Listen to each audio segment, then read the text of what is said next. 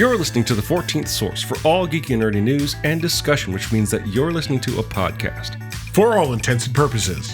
I am D. Bethel. And I'm Andrew Asplund. And we are your two overeducated, codependent nerd hosts, bringing you the things that we like to talk about, but filtered through inquisitive and critical lenses. In the episode for Friday, oh my goodness, September 5th, Happy 2025. Must be nice. Why am I saying that to myself? Yes, it's my birthday. Shortly after yours. You did not get a birthday episode because I was out of town. I apologize for that. It's okay. It's fine. But we are here, and all I want for my birthday is to talk about Marvel movies, Andrew, because apparently you are slowly catching up on stuff. I mean, I'm always going to be about 3 to 6 months behind. I am. How long until you put it on Disney Positive behind? Which means, for those that are following on the D+, I am finally caught up with the Thunderbolts asterisk, which is the most recent movie in the Marvel Cinematic Universe. Otherwise titled The New Avengers. Which, that's a spoiler. Yeah, sorry. Well, you know what? With the 6 months... Yeah, it's been a while. We're good. Oh, yeah, I guess I should have said... Yeah, I'm sorry, everybody, if I ruined Well, and it's funny because, I felt like I thought like, oh, I'm not going to look up what the asterisk means because I've been told it's a little bit of a spoiler, not like a impactful one. But then apparently Disney was kind of like, well, it's been 3 weeks, fuckers. That asterisk means the new Avengers. That's what happened to me too. I'm like, oh, okay, they're just coming out with it. All right, okay. Actually, that's an interesting angle. Like, there's some other stuff that you kind of avoided spoilers on. So, spoiler talk just up top because I like this angle to sort of approach this topic with. What else were you kind of blissfully unaware of going into this film? Honestly, despite not, like, I didn't Google stuff. I didn't look stuff up. I'd actually, like, learned quite a bit, like, by accident. I was aware of how, oh, look, it's got these 5 actors, asterisk. One doesn't make it out of the first 10 minutes. I also, I kind of knew who the new character was, because the internet's like, is it this guy? Is it blur blur blur? Like, oh, and the joke is, I only know who this character is. It's the Marvel character of Sentry, and it's not. They didn't do it quite the same at least as the version I was familiar with. I only knew because I played the ill-fated Marvel heroic role-playing game. It's not the current role-playing game. It's the one before it, after the previous one. It was the one done by Margaret Weiss Productions using the Cortex engine. How the hell they got that license, I don't know. But I really struggled with it. This was like 2011 or 12. But the idea was we played this game. It was a mess. I in fact remember walking away from this game saying this game sucks ass. But one of the players there who was actually a writer for D&D that I met through someone, and he basically was like, I want to play Sentry. And it was like, who? Because we all, like, the game had pre-made characters, but he had worked with the GM to make his own Sentry, which was just him being a gloomy Gus for most of the session. And I was like, who the fuck is this character he's playing? And I looked it up after the fact. I was like, oh, that's weird. Yeah. I had no familiarity with that character either going into this film. Yeah, technically, I think you might have had more familiarity than I had. Just because you were like, who is this guy? Right. Yeah. I think I looked it up and like, oh, this is some like Bizarro character from... I'm sorry, Bizarro is DC. This is some weirdo character. No, wait, that's... Yeah. Nope, anyway, nope. It's just like this kind of weird fringe character. But I honestly, I think that... Really, by the time I saw it, I think some of those big, like, this is what's going to happen, these big reveals, I already was aware of. But I finally watched it. It's on Disney Positive, available with your Disney Plus subscription.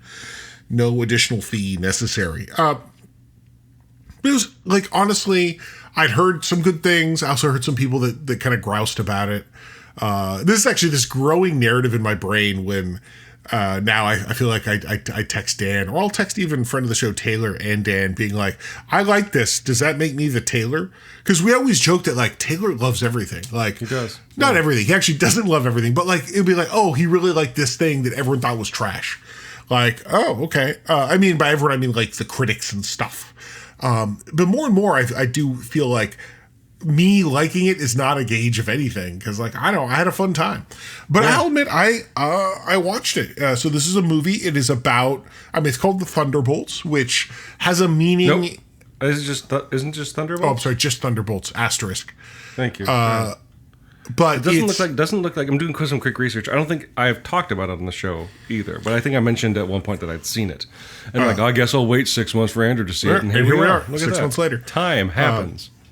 But I'll say, like, I mean, the Thunderbolts mean something in the context of Marvel Comics. Right. Here they took the concept but did a very, very different execution. Yeah. I mean, like, very different, but it was still like, it still carried kind of this weight of, to a certain extent, like a D-list replacement Avengers, which is kind of what this movie turns into at the end. You're like, oh yeah, you guys are the Avengers ish. But honestly, what I would say, and I think I texted this to the chat, was, look, man, this is just Black Widow 2. It is. No, that's the thing I came up with too, and I know that was actually a point of complaint with some viewers, that the other characters didn't get enough like screen time. Honestly, it didn't bother me, because it has to be a movie about something, right? And if you want something that is about the arc of every single character on a relatively large team, then like you need a TV show for that, right? But like in theory, if it did well, which I don't. Anyway, there's that whole discourse. Who knows? Yeah, you could do more with other characters in the Thunderbolts too, right? Or apparently Avengers Doomsday, because fuck, they're among the 700 people that are going to be in that movie. 6 hour long. A 6 hour. And it's just going to be 10 minutes of every character sitting on screen talking about their feelings. And that will be the 6 hour movie, because that's how many characters have. But anyway, I digress. No, I mean, you're right. Like, it's this idea that I think they gave the movie the weight that was appropriate. It's kind of this. It was a story about, really, it's a Black Widow, Yelena, and Captain Russia, the Red Guardian, Crimson Red Guardian, yeah. And to a certain extent, you have like Bucky Barnes, who's sort of like this almost like adult in the room. Yeah, 100%. Right? He's like, I guess I'm the one who actually knows how this shit works. And then we've got B Team Captain America, U.S. Agent. Although that's not a name he has in this franchise, I don't think. I don't think so. Yeah, I think it's just John Walker, right? Yeah, just John. Read the prequel at longjohncomic.com. It's a different John Walker. Thank you. And then there's, I guess, the other Ghost. Who, that's actually, of all the characters, it just feels like, we needed a 5. Hey, can you be the 5? Hey, look, you were in that movie for a little bit. No one remembers that movie. With that in mind, Taskmaster is also in the movie at the beginning. Oh yeah. Which is interesting that character was from Black Widow, so would have fit with the other two, but they got rid of that real quick. Yeah, and that's the thing with focusing on these two characters, and why I don't think it bothered. Of the people that are on the team, they focused on those two characters. I think a lot of attention was also given to Sentry. Bob? Is that his name? Yeah, Bob. Yeah. But like, I also think it's appropriate because, like, the Yelena character and the Red Guardian character, like their place in the MCU is super weird and wobbly, right? They're kind of just always in the background. Well, obviously, Black Widow, the movie, got kind of shoehorned into the Disney Plus service because of COVID, right? And I think some of its production was hampered by the pandemic. It was a theatrical release. It just got delayed like 6 or 9 months due to contract things and whatever. And that's why you're never going to see ScarJo in another Marvel thing. And then but the character, because that's a Black Widow movie, but those her family was like the standout of the movie. They were so wonderfully cast. I enjoyed acted, that movie, right? but to me, it was, if anything, it really was the look. ScarJo's done. I mean, her character literally had been killed in a previous movie, but like Also spoilers. It was like a handoff to like, now we have this new character or two who are gonna like be the new thing. And just like nothing with those characters aside from Yelena popping up in Hawkeye, right? And have we seen the Red Guardian since Black? I don't think. No. I don't think so. No. Other than, I mean, in one of the what ifs, but those don't count. But this is a nice movie that gives them kind of like an end to the arc that started all the way in Black Widow, and it's done in a really just effective and engaging way. Like you said, yeah, it's a movie about them, and I'm not going to repeat it. I'm not going to say anything here that hasn't been said already. But like, it's a movie that really intelligently addresses grief as a metaphor and loss and mental illness in a superhero context. Specifically around the character of Bob or Sentry, which from not only the characters they chose for the movie, but also just the plot of the movie. It's such like. Well, and I would say Yeah.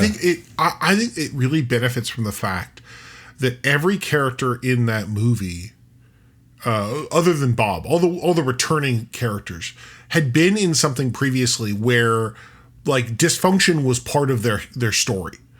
And we see Bucky Barnes, who dealt with their dysfunction multiple times and actually had kind of like solved it. Like he'd figured his shit out, which is why he's like the kind of the adult supervision. Well, he's like is he a senator or is he just a representative? He's a senator, but also he like what I'm saying is that in previous, I mean, he dealt with being the Winter Soldier. He dealt with like also whatever the issues of stuff. Then we have from there on that he got a whole TV show too. Right? He also had a TV show, and I'll say that.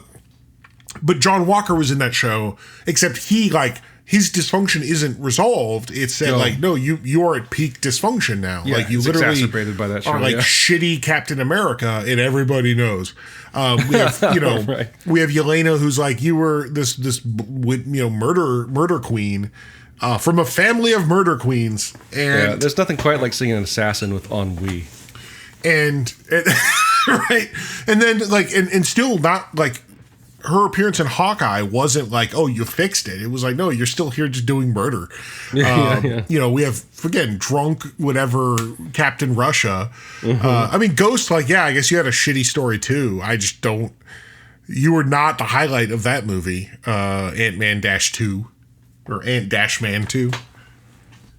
Yes. Yeah, but I think the idea that they were all characters who, when we left them in their previous outing, all but I'd say Bucky, were like still dysfunctional people. And so it's like, oh, now you really have like a bunch of broke ass characters who are now like, hey, look, we're all working together and we're all still broken. And then like, and then it ends with like, hey, we're broken and we're the Avengers now, Right. And that's actually speaking of the end, that's what I really liked about the movie, especially playing with traditional superhero plot. Like, one, it's interesting because it's not a sequel technically, but it's also, it's not an origin story. I guess it's an origin story of the team, but like, it's a character study. And there's like, I guess there is technically a villain, but the way that the villainy is resolved is not through a big punch 'em ups, right? It's actually, that's what I was really moved by the sort of that last moment where they saved the Void, the dark version of Sentry, right? The shadow version of Sentry. It was basically solved through a group hug, and like it's just like it's not about pushing you away. It's not about violence. It's about acceptance and community, right? And it was just like, it was such a powerful moment. Maybe I was also pretty vulnerable, like emotionally vulnerable at the time when I saw the film. I think my job was in jeopardy at the point. Like I come on the show a lot and kind of grouse about superhero movies because, especially like origin stories, where I'm like, let me guess, the hero wins.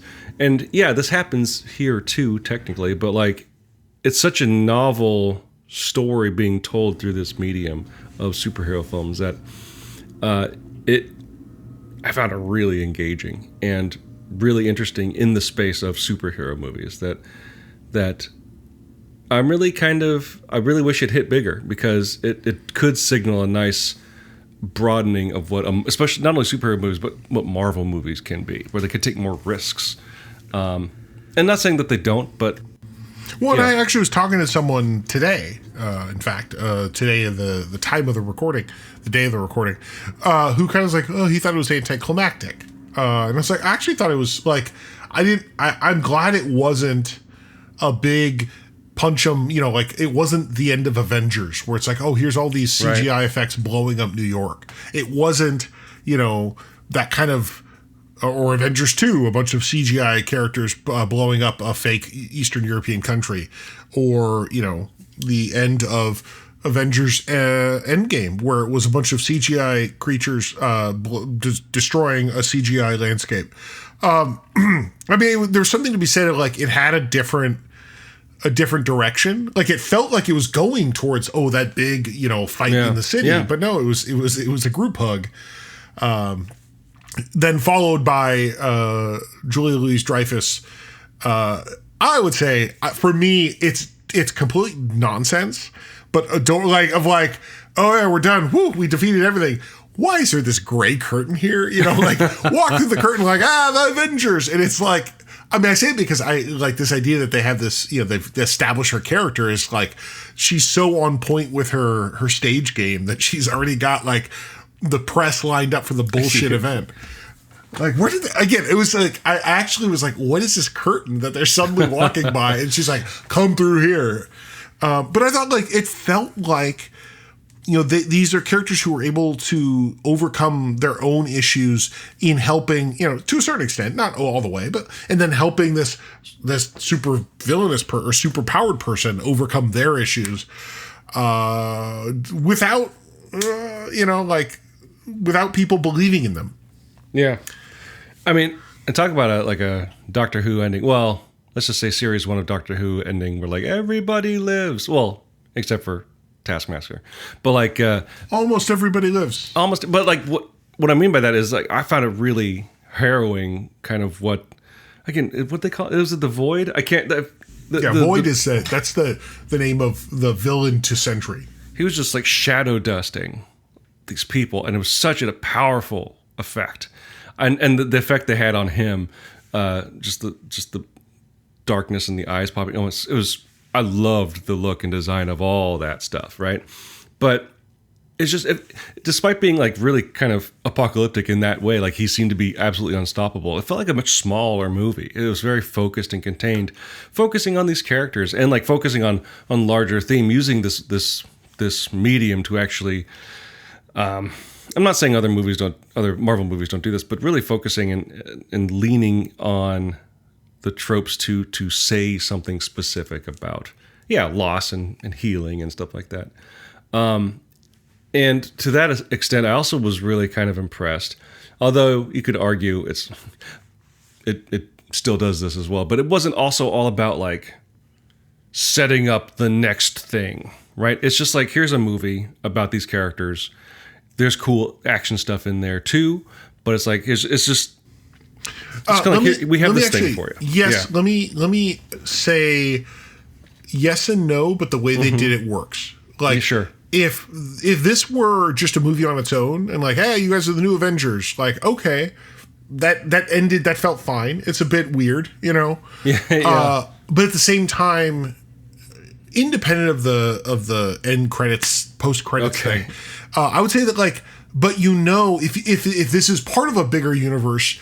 This won't sit well. Like the idea that like, okay, it could end that way, but but what about the real Avengers that are still left? Right. Like that fucking Captain America and Falcon are sitting there like, I'm sorry, what? Because we know that Sam Wilson is probably trying to do his own Avengers now, although, with less government oversight. So like there is this kind of vibe where like it leads to a natural big universe sequel, but it doesn't feel like you just watch part 2 of a 3-part movie. which That's I think exactly Marvel, right. that's Yeah. the thing, like it can stand on its own as like, here's this group of ne'er-do-wells who become heroes accidentally, but then embrace it to a certain extent, even though they're all big trash pandas. Like I felt that's the vibe. And I kind of like, I mean, I guess what I want to say is yes to your point. I just want to say it leaves open doors of like, there could be something coming, but it didn't feel as ham-fisted as some of the Marvel movies where like this was just a prequel to the next movie. For sure. Yeah. That you said exactly what I wanted to say in a much clearer and more focused and Well, I don't know accurate if it was way. clear, but at least we all got the point. Indeed. And I actually think that's I think why I liked it. It was because there's so much Marvel does where you like, I mean, I would argue that Captain America and the Falcon, or the Falcon and Winter Soldier, or whatever, as a show, like that's a show that felt like it was just a beat between two other movies, right? Sure. Good. I mean, good show. I enjoyed it, but it's like, very good. Yeah. I mean, I think they're all mostly very goodish. Okay, they're fine. It was fine. Yeah, I mean, I would say it's not my favorite by far, but there's sometimes where they do things where like this just felt like this was like very much this is even movies. I'm trying to think what's a good movie that just like, I mean, I would say to a certain extent, Avengers 2, Ultron Man, Age of Ultron.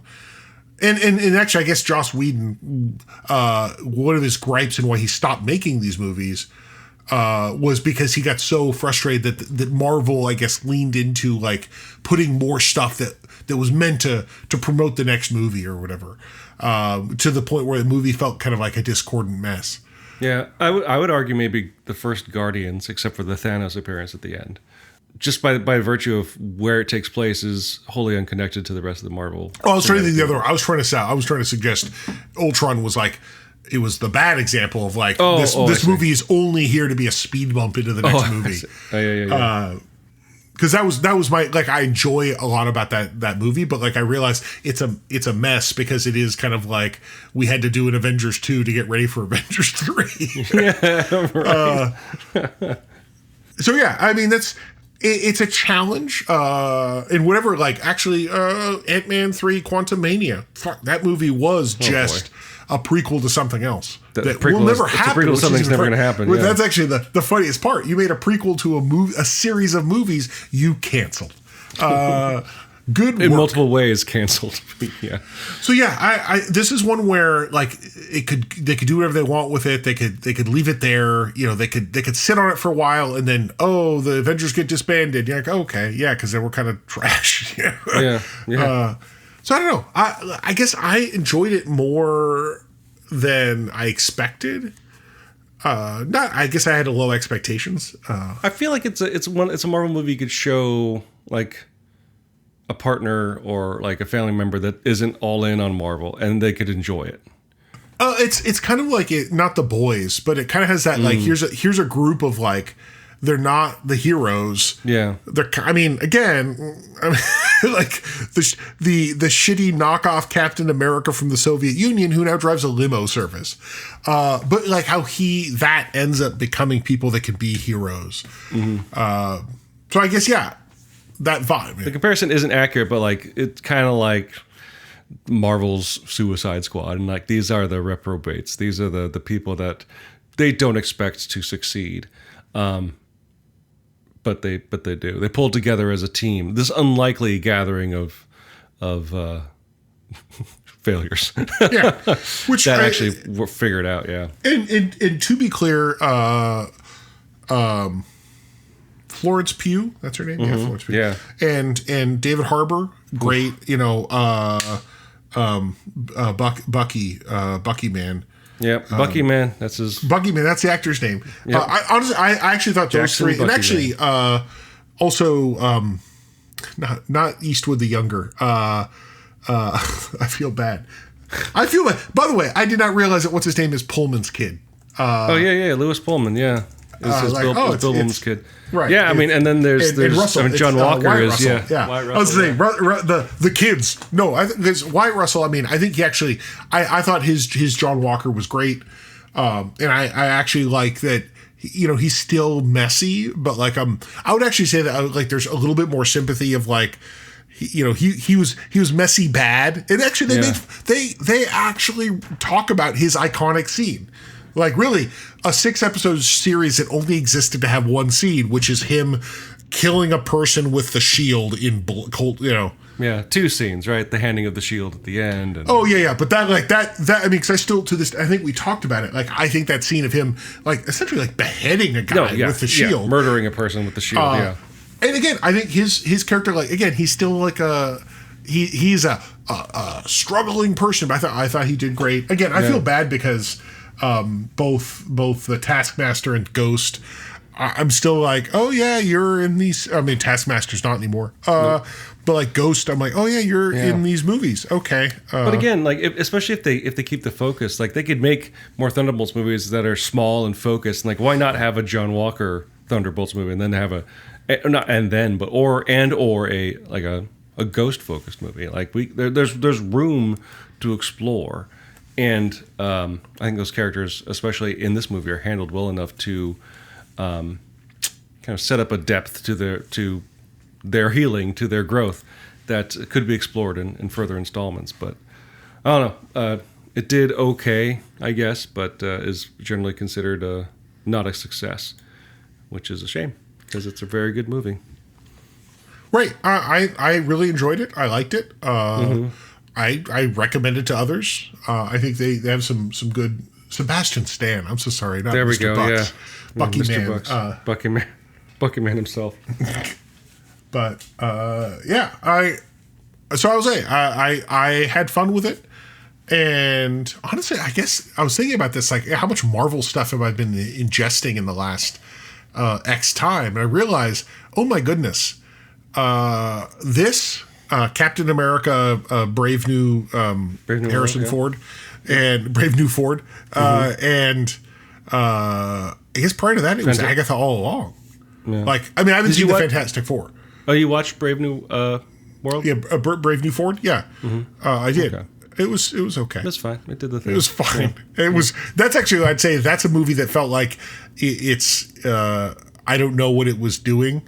I mean, it felt like it was trying to pick up a lot of pieces from other stuff, and I mean, it's fine. And not due to any fault on Anthony Mackie. I thought he was great. The action scenes were really, like, especially with him in the air, so cool. I like the new guy, the new Falcon, Joaquin Torres. Yeah, he was cool. Yeah, no, I think like I said, it just, the problem is, I think Brave New Ford just felt like it was a movie that existed to move to the next step. Yeah. Which is, I feel bad that, like, his first big cinematic movie felt like it was just there to exist, and again, to lead into the next thing. We're now, I gotta get the Avengers back together. Oh, not you, you half-baked shitheads. Yeah, guys in like NASCAR suits with sponsored patches. So I'd say, like, the one thing I will say is, at least Marvel is not they're still producing a lot of content, but it is not the churn of, like, peak Marvel where, and again, there's an episode where we probably say, oh, it's just so great, there's Marvel every week, and now it's like, man, having a rest is nice. Yeah. Oh, speaking of not resting, though, that post-credits scene. Where it's just them sitting in the Avengers Tower. Oh, you mean the thing about the pre-credit, the mid-credit scene? The Fantastic Four with a rogo with a locket, a rocket with a logo. There we go. Hey man, this is fully capable. Ask me anything about the Fantastic Four, the first steps, and how it connects to this mid-credit sequence. There's no connection. There's no connection. Nothing. Yeah. I mean, it's all fine. It's in someone's head.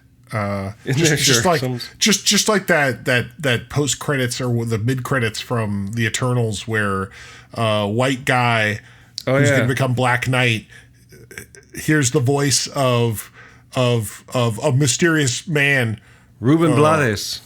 No, it's not Ruben Blades. No. The Vampire Hunter, right? I just realized they'd made a whole big thing about Mahershala Ali being Blade, and they even did that, and, like, that's just gone. Yeah, they said that script problems, I guess. But I honestly just I'm kind of done with the mid credits or post credit stuff. Let's make it, I have no problem with like the silly joke, right? Like the post credits with the costumes in Thunderbolts, like that's fun. Either it's stuff that's not dealt with for years, or it's so oblique that it doesn't matter, or it's just never picked up. And it's like, and there are people that sit in the theaters that are basically just there to see the credit sequences because they just want to know what comes next. I'm like, this is so dumb and a waste of time. Well, and this is actually, I think, the really, this is the discussion we're having for the next 5 minutes is how Marvel did a thing as like a joke, basically.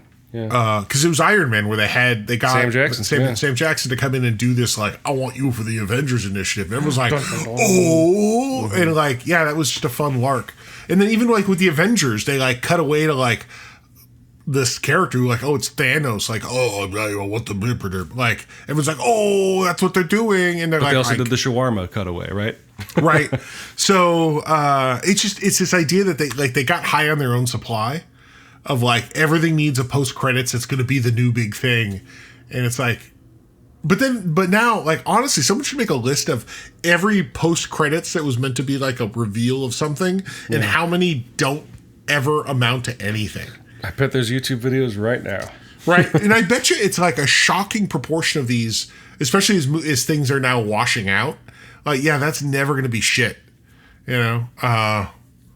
Because, you know, they would do one and like, oh, that's not going to happen. Or if they thought it would and then it didn't. I do like when the post credits is just a fun joke on, you know, something in the movie, or even a joke on something from like a previous movie, you know, like, oh, look, here we finished this movie and like, here's a character from another movie, like having a fun bit with this, you know, or, and just to reference the recent Star Trek episode, here's just a funny bit of two of the actors having a blast, a gag. Like I like the Beast appearance at the end of Marvels. Continuity wise, it was like, you know, it's a different dimension. Fine, you know, whatever. But see, actually, for me, that's another one of those like now in fact, of course, guess who's also in Avengers 700 actors? Fucking Kelsey Grammer as you know, a guy who voted for Trump, and Beast Beast might actually. Like, it's like, oh, actually, let's not talk about it. But that's I would say that I think what I would like is let's stop doing that, you know, like, hey, Hollywood, reset please, the paradigm. Just if you're gonna do a sequence, you can do this. I actually like more of the jokes of like, what is there? Was it She-Hulk who had one where it was just what's his name, the Sorcerer Supreme, watching like reality shows with the girl he met in court? Yeah. Wang just watching. Oh no, you know, was that Shang-Chi? Or was it? I just like that's the kind of stuff I like. I love to see, like, hey, you know, we were filming this other movie and we recorded this 2-minute bit that's going to be at the end of this other movie because it would be funny. I want more of that. Just give me that and let's call it good. Stop turning everything into internet, you know, jerk fest. So just because his name has become so synonymous with the MCU, and since the loss of Stan Lee, how soon until they get bold enough to just start having Feige cameos in the movies? They already did. He was in She-Hulk, man. That's true. So one down. Really, what they got to do is they have to have some fucking bullshit movie where it's just the Feige robot, like just giving some sort of like, and the next movie will be about your favorite Marvel character, and then it cuts before he says what it is. Right. I think it was Guardians of the Galaxy 2 where they had Stan Lee like on an asteroid or something in the middle of space, just talking to some watchers. Yeah, and that's pretty good. I like that stuff. That's fun. Anyway, Marvel, call us. As always, we have ideas. Yeah, we'll make it. It won't happen. Yeah. I actually, just quick throwback, I realized that one of the gags in that show is that she punches through the Disney Plus interface. Yeah. And how that's going to be dated. In fact, probably if you watch it now, it doesn't match the interface. And you're like, this was funny for the hot second. That's something. Unless they keep updating it to match the current interface. So you know what they did with, I know it's not Marvel, but like, you know what they did with Peacemaker, right? Because at the end of season 1 of Peacemaker, like literally like one of the last scenes of the final episode is they're walking out after vanquishing evil, and the Justice League from the Snyderverse show up. And with season 2 of Peacemaker now airing, they had like a recap scene, previously on Peacemaker before the first episode, and they replaced the Justice League with the Justice Gang, yeah, from Superman. And I'm like, there you go. It can be done. Continuity is not biblical, real, right? Or that, yeah. Again, as we keep tangenting. I was thinking about this like. Someone was on the internet talking about like the fact that like these shows were kind of a mess, like Star Trek or Doctor Who, and how like you end up getting to the point where fans like weave around it to make it make sense, and eventually so do the people writing the show. Yeah, right. Like, and like, you know what, like have fun with it. Don't stress it. I mean, let's be clear. No one that made your favorite art gave a shit, other than I guess George R. Martin, he gave a shit but never finished it, or Robert Jordan, who gave a shit and never finished it. I guess Tolkien. Who also, I guess, finished it. Well, George R. Martin gave a shit, and then he got a real big check. Yeah, he got a real big check, and he's just, he's not going to finish it. He still cares. Doesn't have time to finish it. He cares. Yeah, I'm rich. But yeah, like, George Lucas, no shit's given. Like, that guy can't even remember what he wrote yesterday. Gene Roddenberry, man, it was all fun. Mm-hmm. I think the biggest pivot to continuity I've ever seen in Star Trek is a memo internally in the original series where they basically said, "Hey, you did this guy's costume wrong. Remember, we don't do that. Please don't do it again." Mm-hmm. And it was that in the episode The Omega Glory, Captain Ronald Tracy has like the wrong insignia on his uniform. Which has led to the whole belief that every ship had their own insignia on their uniform. That wasn't intentional. That was actually hilarious. Like a production error. And there's a memo that was like, "Hey guys, let's not do that. Remember, this is what we agreed to." Or even Marvel Comics, right? Sort of the company that basically created continuity in comics. They did it just for fun. It was literally like, we got all these hit books. Should we have them cross over? How could we explain it? Oh, that's funny. Well, the Hulk's just in town this weekend, right? And and if anything, continuity became a way for them to come up with stories instead of having to come up with a whole new story every week from tip to toe. They're like, well, could we pull this thing from a previous issue? Yeah, sure, why not? And this is why Tolkien ruined everything. There we go. Because everyone's not like, well, Tolkien was so committed to the craft, he created the entire world in advance before he put the first pen to paper. Like, right. Okay. He was trying to not forget about dying in the trenches of World War I. I mean, that's a guy with emotional problems. Yeah. So if you, dear listeners, have any thoughts about the topics we discussed this week, feel free to leave your thoughts as comments on the page of this episode at forallintents.net. You can also post your comments or engage in conversations with other listeners on our Facebook page. You can also find us on various social media, specifically places that Andrew and I frequent, which means you can find me on Instagram and Blue Sky, both at Bethel Comics. You can find Andrew on Mastodon and Blue Sky at Profound Dark at dice.camp. That's my Mastodon. There's a Bridgie, Fetty Bridgieverse. Which I actually found out like is just some guy who maintains the bridge between Blue Sky and Mastodon. God, he make it sound like a super like he's Scotty on the Enterprise. No, like because he put something on Mastodon. Who's like, "Hey guys, I just do this for fun. That's cool. Like, hey, if you want to throw me some bucks." It was like, oh shit. Again, which is kind of delightful that like this just rando guy is like, I'm gonna bridge between a federation of shitty social media servers and Blue Sky. While you're on our website at forallintents.net, you can also take a look at our YouTube page, which you can find by clicking on the link in the corner that says YouTube. There you'll find our show simulcast in YouTube. If you do listen to it there, please like and subscribe and also ring the bell.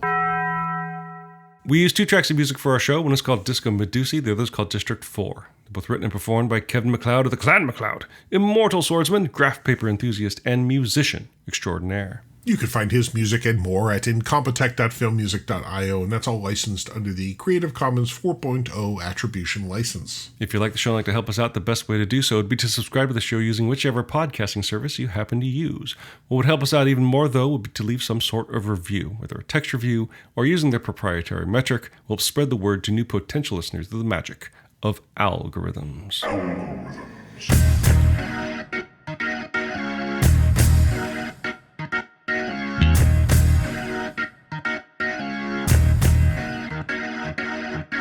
Well, I can't imagine a better birthday episode, Andrew, than complaining about Marvel. Now, we didn't complain. We actually talked about a really unique, interesting Marvel movie. Something we liked. That's what matters. We talked about something we liked. Yeah, so there you go. And you know what I like? My friend, Andrew. Oh, death. Old time. Getting old. Yeah. Hey, man. I love my friend... The inevitable, the grim creeping, reaper. The creeping of death. Yeah, you know. Yeah, actually, that's another person that didn't care about continuity. H.P. Lovecraft. Content what? So until you stop just generally paying attention, dear listeners, I'm D. Bethel. And I'm Andrew Asplund. And for all intents and purposes, that was a podcast.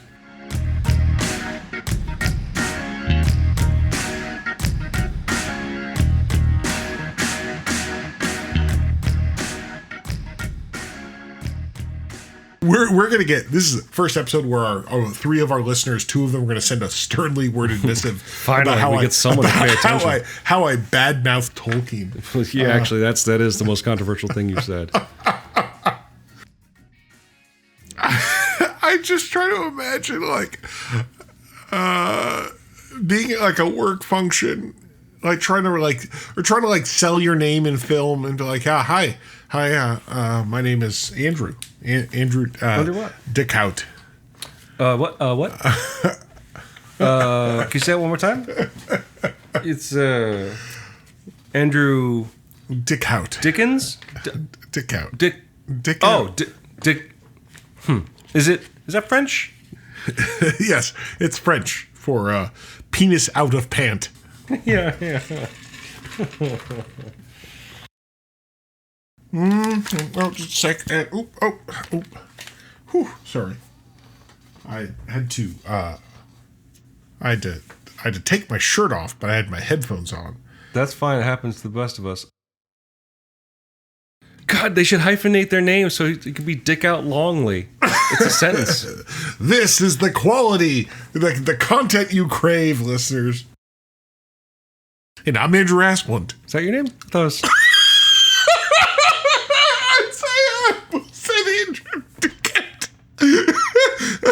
And we are your two over kids. God